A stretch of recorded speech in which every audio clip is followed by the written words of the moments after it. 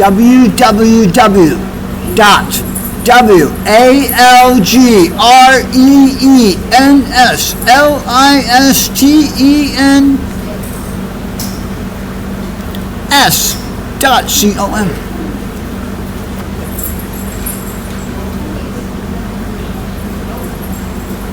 September 11, 2001. A couple weeks after, I talked to Dr. Ben Stern.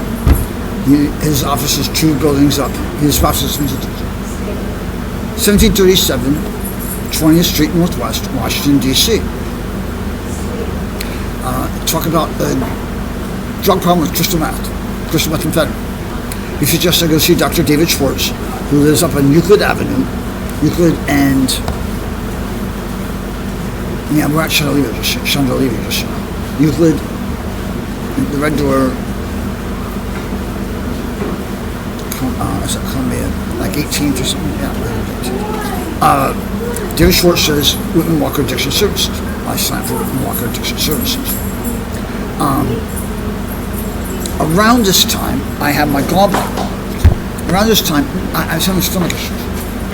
Light pains, but kind of uncomfortable, nothing big, but I'm like, oh. I called Neil Lano. He comes down in the green Honda Accord, which obviously was in a car accident in Virginia when we were in Johannesburg, South Africa.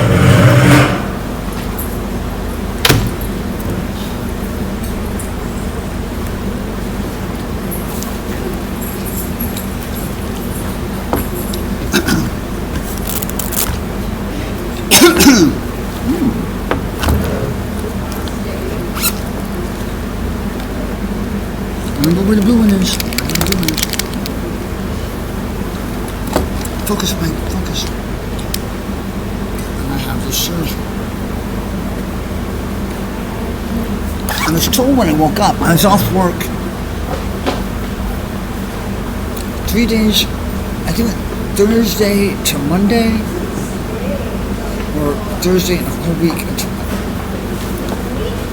I was in Whitman Walker Addiction Services at the time. I was admitted to the program through an intake or a one-on-one with Brian Gill, G-I-L-L, Brian Gill of Colorado. Brian Gill obviously is Jen Barnes. Jennifer Dr. K. Barnes is not a licensed addictions counselor. She works supposedly for the American Psychological Association. Now, here's what gets confusing. We bifurcate. Come to Point of the Road, you have to go here or here. So, Bright Albright, West Combs, at their house at 1858 Calama Road, Northwest, Washington, D.C., which they say is in Calama, is on Calama Road.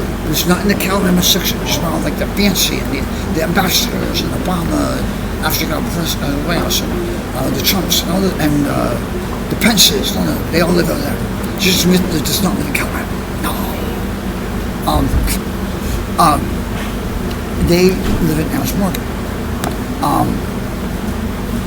So, David Schwartz, I see Jen Barnes for Jennifer Dr. K. Barnes for an intake. And I thought I could get into the harm reduction program. She said, no, I need to get into the intensive outpatient program, which is 3 phases, 6 months. And that's right, phase 2, I finished the second line, phase 2, just in time in May to go to the beach. So it's just maybe coincidence. So Monday, Wednesday, Friday, and it's kind of like New Ren. There's both groups together, and then you break them into 2 groups. 25 people, 12, something like that. I was like Progress Valley kind of, you know. I would leave work right at 5 o'clock, Baltimore, Maryland, figure out a way to park my car, get some parking tickets, park at 14th and ST, something like that. A lot of times on T Street. Go to group from 6 to 8, and then get on 8:30 meeting. It's about 5:38, 6 to 8, go to 8:30 meeting. Now, so then Michael Summerlin starts to check Michael Summerlin's travel in 2001. Because someone had about 60 days clean time when they're sitting on those steps before they redid the apartment. I think they may have just did the runners on those steps. Oh, listen. Mason.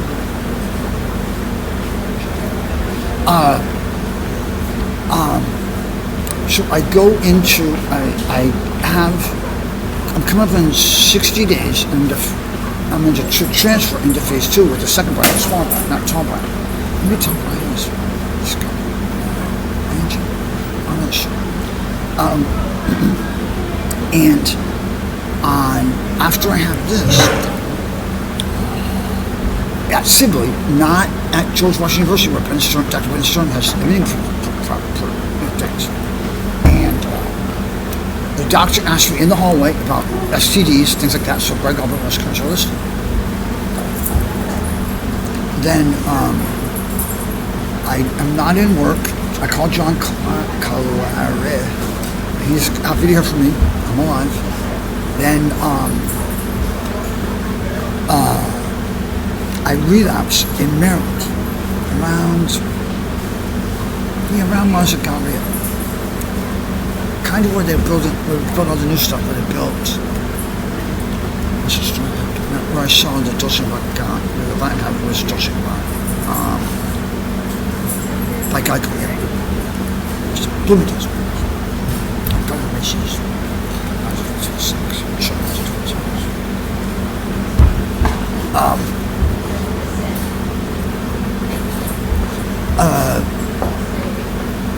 So I don't know if I talked to King Fawcett, because much like when I said, Dr. Kagan's hot, when I came with my fingernail, not my fingernail, was my frostbite, which makes me legally disabled just on this. Now, again, I don't think I get physical disability for this. I mean, I'm eligible, but I don't.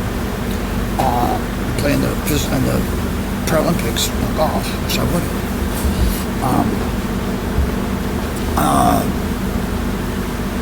I think when I was partially under, I said, can I go up to see the private floor of the King of Saudi Arabia? And from what I understand, they took me up there, and King Faisal happened to be, or Prince Bandar was at the hospital. And before they brought me all the way out of anesthesia, they had him sign all the documents. Obviously, I saw King Faisal in 1971 or 1972 in Sloan Kettering, New York.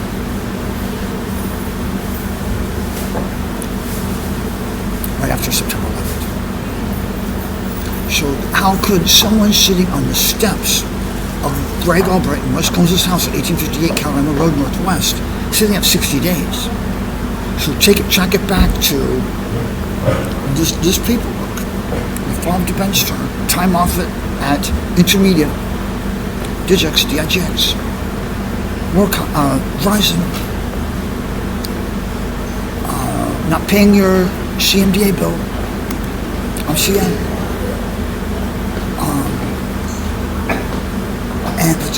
and relapse. Oh yeah, and the relapse in Maryland, and then coming back to group.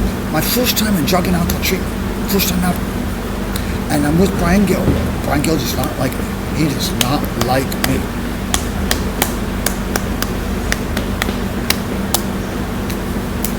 Brian Gill doesn't like me. Brian Gill likes urination. He needs to be peed on.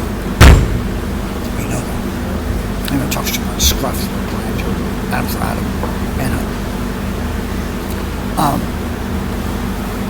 so we're in group. We have process. Now and it was a Monday, so it was a Wednesday. And that Friday, I was to move to phase 2, which is another 60 days, and then phase 3, another 60 days. And I said, I relapsed. And he said, okay. And would you please act out your relapse? I said, I got Manheim, Afron, or something. And I met some people, and I did drugs and had sex. And, we're sitting in a circle at Whitman Walker Center on 14th Street, not the administration office, Elizabeth Taylor's. And I said, I would like you to act out your what you did sexually in front of the other 8 to 10 people in the group. I said, no. I said, yes. I said, no. I said, yes. I said, no. There was someone else in the group that said, I'll help you. So Brian Gill instructed me as a licensed addiction drug counselor to get on the floor and say, were you on your back with your legs in the air? Were you licking vagina? Or did you put your penis in someone's vagina? Did you put your penis in someone's anus? And that's my first relapse. Shame. I had to act it out. Now, we'll get to Dean Delgado and the other group after the CMA picnic, the first CMA picnic. Now, the other person that acted out, and Christopher just put this together 6 months ago, was Scott McNally. Sun Microsystems. Now, he never in a million years would think that Sun Microsystems, S-U-N,